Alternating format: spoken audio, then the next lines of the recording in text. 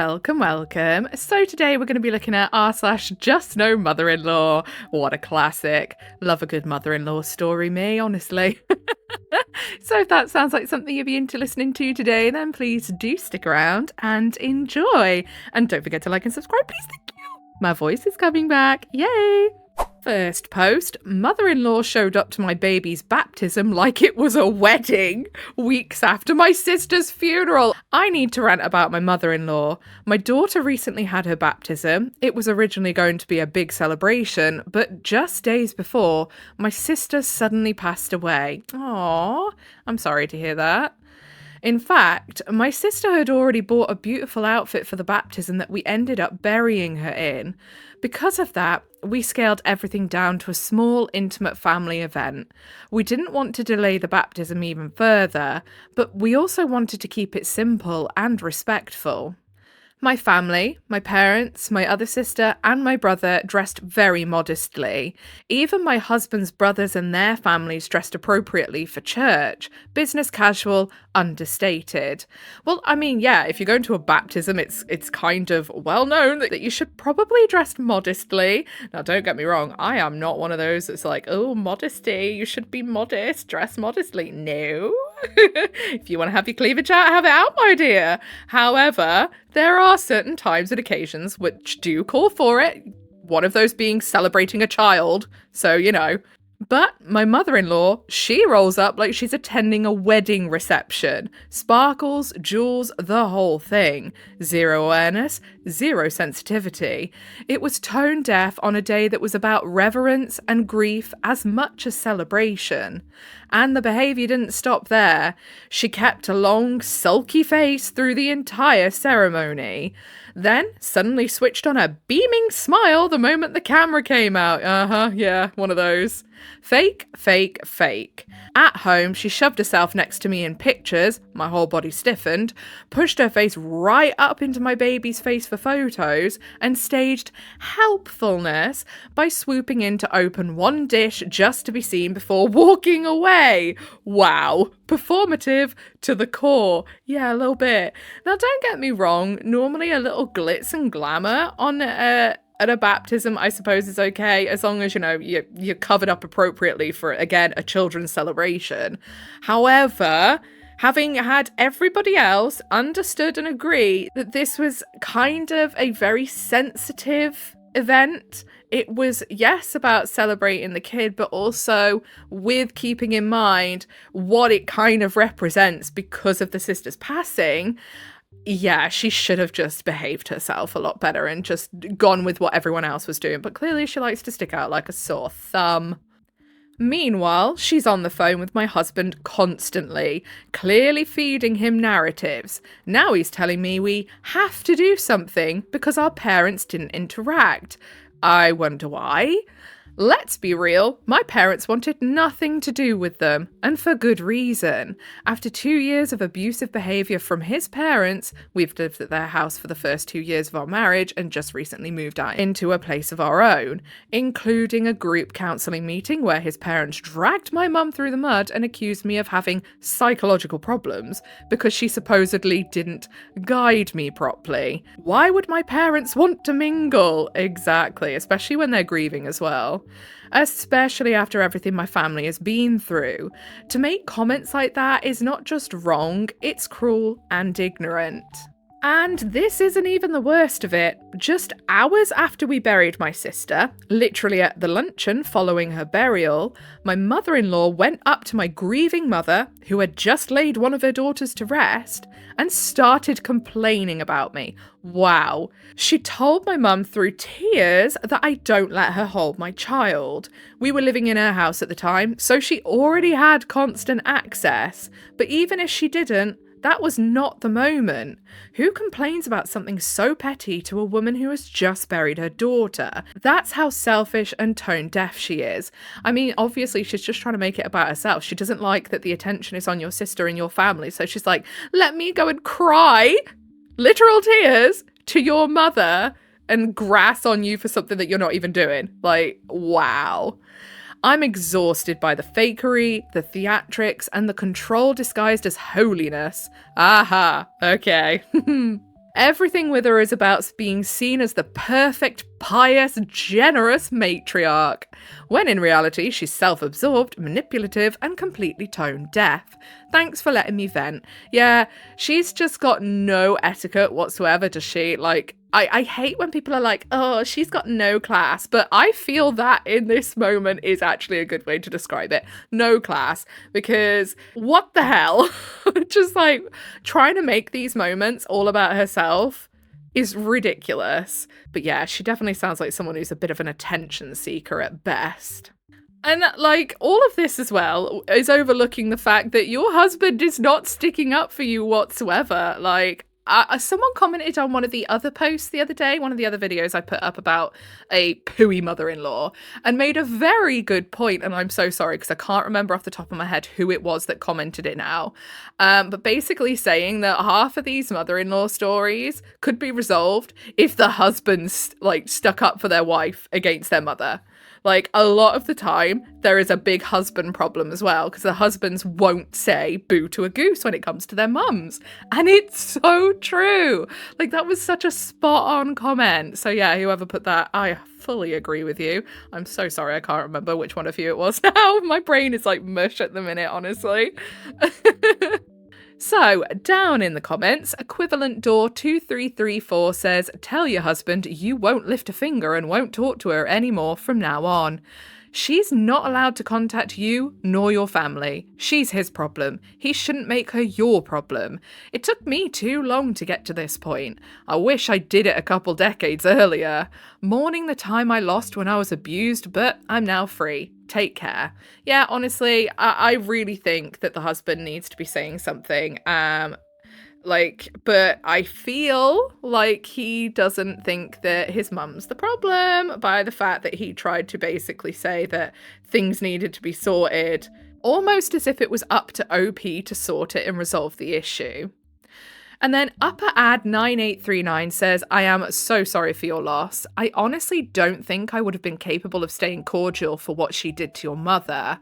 I hope that you can go completely no contact, but if you can't, please never allow her near your parents again. Yeah, I think the very worst part of this is literally when it's at the sister's burial and she's going up to the mum, crying, but not about the sister, no, about something that she's completely made up, which has nothing to do with the funeral, to try and basically get attention back on herself. That is despicable behaviour.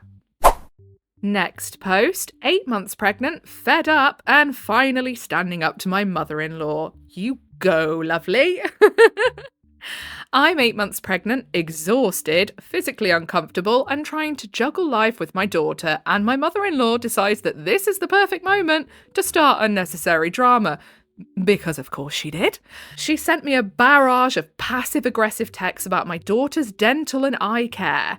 Keep in mind, my daughter has already been to both the dentist and the eye doctor, so this was completely random and unprovoked. Her first text was dripping with judgment and her usual martyr energy. My dentist office is huge for kids. They get real toys, not stupid squishy things or pencils. She has permanent teeth coming in. She's a diabetic who needs teeth and eyes checked regularly. My kid started the dentist at 3 years old. Please consider making her an appointment here or somewhere else. This is a mile away. I could take her, just please. It's important. Save you and her down the road. And that just came out the blue. She didn't even think to message, be like, hey, I've just been to the dentist. It's really nice here. Like, I don't know if you already have granddaughter in a dentist or not, but, you know, if not, this would be a great place to bring her. I've just seen the stuff they have for kids. If she was really worried that the kid wasn't getting seen by a dentist, there are so many better ways to do it. Translation, I know better than you, and I'm going to tell you endlessly how to parent. Yeah, literally. I stayed calm and tried to be polite. Thanks, thumbs up. We've already got her care covered with a doctor and dentist, but I'll be sure to keep your office's toy selection in mind next time I'm prioritising medical decisions. Love it. Passive aggressive, but polite and straight to the point. Boundary setting 101. Her reply, classic guilt trip. I'm only saying this because I love my granddaughter. I finally snapped. Well, Snapped with calm, measured words because I've tried to be respectful for years, and this was the first time I truly stood up to her. And you think that we don't? Mother-in-law, what we do with our daughter doesn't concern you. Like I said, we have it handled. But of course these types do not like to be told no, so I bet she's going to blow her lid. Of course she couldn't resist sending this. I've asked her and she told me she has not gone to the dentist. I hate to differ with you, but she has my family's blood flowing through her veins and I can be concerned. She is part of my family, as are you. When you married my son, you became part of our family whether you like it or not. Biblically, for God's sake. You were grafted in as you became one with your husband. I don't know why you don't like me. I've only done things to help. No one in their right mind gets upset when someone helps them. You guys do whatever you want, and it shows. Daughter is a wonderful, beautiful girl. I love her, and it breaks my heart when she asks me why her parents won't let her come to my house. Maybe you should explain to her why. I have offered to help any way I can, and you decided you don't want my help. Your choice. So, continue to live the way you're living, and when you change your mind, father-in-law and I are here to help with anything. Sorry you feel the need to be ungrateful and selfish. Our love and prayers are always for you, not against you. We only want what's best for you all. That's a whole lot of wow, that's a nice essay. Good for you. Put the phone down. Don't read it again. Reality check. I've never told my daughter she couldn't go or kept her away, and the only time mother-in-law wants her there is when nephew is visiting, so my daughter can entertain him, and on her own time, which doesn't always work for us, and freaks the F out when we don't drop what we're doing to bring daughter to her house. She weaponizes my daughter as a prop for her martyrdom, all while claiming she loves her granddaughter. I responded firmly, cutting through the drama.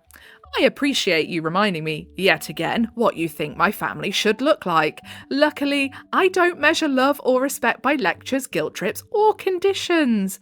Daughter has two parents who make choices for her safety and well-being, and no, we don't need to justify those to anyone. It's interesting that you call me ungrateful and selfish when all I've ever asked is for boundaries to be respected. If that feels like rejection to you, that's not really my problem, but thank you for your prayers. I'm sure we'll manage just fine without the strings attached kind of help. She couldn't stop herself there and texted my mother. Oh God! She's telling on you, OP. I'm telling.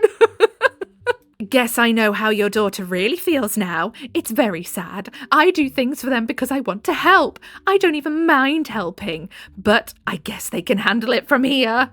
And it didn't stop there. The day after the argument, she showed up unannounced at my house with a Barbie for my daughter while I wasn't home, trying to provoke my husband after he calmly told her that she was wrong. Finally, a good husband. I do love it when we find these good husbands that are like, yeah, shut up, mum. And had crossed boundaries. The gift was clearly a weapon in her ongoing attempt to manipulate and provoke. Yeah, because it's weird that she turns up with a gift the day after to pretend like, look, I do this all the time, aren't I great? Okay, let's have a little look at the comments then, shall we? B. Dean says, biblically speaking, a husband is to cleave to his wife when he leaves his mother and father and becomes one flesh. Ew, hate the word flesh. It's so gross. Eee. One flesh does not include his mother. Don't you think, like, one flesh sounds so cultish? Like some monster cult or something? We will become one. The giant goop. His relationship with you should supersede any other relationship, and it sounds like that's what he's doing. Personally, I just wouldn't have responded. Yeah, I did notice the subtle religious guilt tripping in there that we saw thrown in there very quickly. And then Baphometer11 says this. I screamed in my head as I read that part. Graft? She has it ass backwards. Love OP standing her ground the way she did. And then Manufacturer Old 5501 says, you handled it well. Time to block her now. Literally. Honestly though, I do like how the OP handled it. Just so concise and to the point and didn't rise to like the bait, really. I mean, she bit back a little bit, but who wouldn't? Next post. My mother-in-law was kicked out of my sister-in-law's house, and now I'm starting to see why. About a year ago now, my husband, 28, got a call from his mum, 73. She was crying, stating his sister, who she had lived with for the last 8 years, was moving to a new place and she was not joining them. Some history. Mother-in-law moved in with sister-in-law after finding out her apartments were being torn down. Mother-in-law is on fixed income of $1,100 a month, and sister-in-law agreed to have mother-in-law live with her for $800 a month and help her out with her 5 kids, the youngest being 5 at the time. They live in California, so rent is expensive. Mother-in-law could not afford a place on her own. She also did not qualify for many senior living due to income as well. Or, so she said. Mother-in-law was 65 at the time. Me and my husband were 19 and moving to New York together, newly married and having a baby. Wow! You and your husband were both 19, moving to New York, married, and having a baby? Holy poo! Goodness me! Flash forward, my husband and I are now 28, relocated to Texas, and we're doing well financially and saving for a house. We told her the news a couple months prior to the call. Now her living situation was up in the air, and we were doing our best to coach her through options she may have to find a place of her own. Only, she never followed up with them. Every senior living had a waiting list, every apartment was too expensive. 30 days before she was removed from sister-in-law's townhouse, me and my husband had a long conversation about her moving in with us, but we were still living in a 2-bedroom apartment with our daughter. Due to saving for a house, we did not want to hinder our progress by moving to a larger apartment that would require a deposit and more rent. We talked to mother-in-law and explained that she can stay in our living room for the time being until we bought a house. We planned to move within the next year. She agreed and my husband booked a plane ticket. The move was a mess and my husband got here and nothing was packed. Noting also that she had a lot more things than we thought. An entire storage unit of old fabrics from her marriage, who she'd divorced over 30 years ago, old furniture and toys from when her older kids were young, and boxes upon boxes of VHS, DVD and magazines, none of which could fit in our 2-bedroom apartment where we live minimally as possible. She got her church to pay for a truck and refused to leave anything behind. I mean, I'd just be like, well, that ain't coming through the door, love. So you can say you're refusing to leave it behind, but it is not coming through my threshold. Try me. Me and my husband were forced to buy a large storage unit to fit all of her things, and of course, we got stuck with the bill, with her stating she does not have extra funds. The move-in went worse as she stated she could get my daughter's room on day 1 and we refused to accommodate this. How dare she just be like, hey, I'm having your kids' room. Absolutely not. From there, she rearranged things in the apartment to her way because it made more sense, complained about the food I made while not offering to cook herself, and watched TV day and night. We became room people. We also did not and do not charge her any rent. I'm not going to lie, in my house, we are absolutely bedroom people. We eat at the dinner table, but basically, in England, like a lot of the older houses are built with like concrete floors downstairs, and you can put whatever you want on them. It doesn't make them any warmer. And I live in an older house, and it's such a nice house. I love my house. However, downstairs is freezing. So we tend to like eat downstairs. No one hangs out in the living room really, unless we've got like loads of blankets and we've made it really cozy. But on your day-to-day where you don't have time to do all that, we just kind of then come upstairs and like either the kids will come and chill in my room with me, or they'll go in their rooms and do their own thing, or like go in each other's rooms and play. But most of the time we chill out in our bedrooms because it's just so frigging cold downstairs in the winter. Summer's a bit different, but in the winter, I always say it's like we shut up shop downstairs. No one hangs out down there, not even the cats. When it came to buying the house, we didn't discuss details with her, but she was actively trying to get her name on the house, stating we would get a senior discount, which is not true, but kept repeating it over and over. We went to look at houses without her, because at the end of the day, it's our house. We ended up closing on a nice 4-bed, 3-bath with the perk of having 2 master bedrooms. For all the trouble she's given me, if I had to move her in with me, if it was me, I would make sure she didn't get either of the master bedrooms just to be an arsehole. Do you know what? I've just recorded a whole bit and I didn't actually record it. What? I am so stupid. I swear to God. Okay, let's record that again. We have been living in the house a couple of months and things have not gotten better. Oh my goodness, what a surprise. Colour me shocked. I fold towels, she refolds them her way. I put things away in the kitchen the way I want them to be, and she rearranged them within the week. She tries to parent our daughter because she doesn't agree with our parenting style. My husband is getting frustrated, and so have I because we have talked to her multiple times about her actions, especially trying to parent our daughter. She has 2 active parents, but she's trying to take over the house and make it her house. Not sure what else to do at this point because she is inevitably going to stay with us since she has no other options. I feel like that's not a you problem. I feel like that's a her problem. She doesn't have options. Oh well, she should have behaved.